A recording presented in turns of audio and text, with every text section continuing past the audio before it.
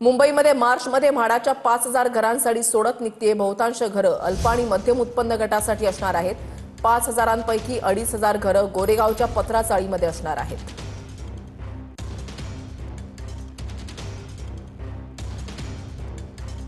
पत्रा चाळीमधील 2,500 घरांबाबत संभ्रम आहे। प्रकल्प पूर्ण न झाल्यामुळे घरांच्या समावेशाबाबत शंका आहे।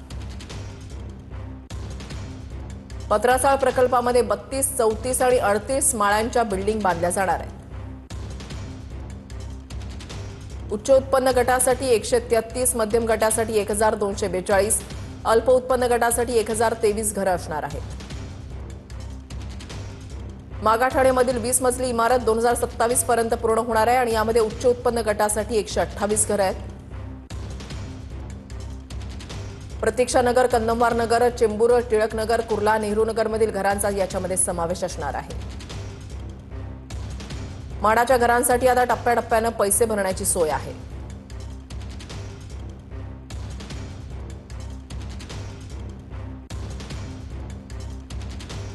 म्हाडाच्या 5,000 घरांची मार्चमध्ये सोडत निघते।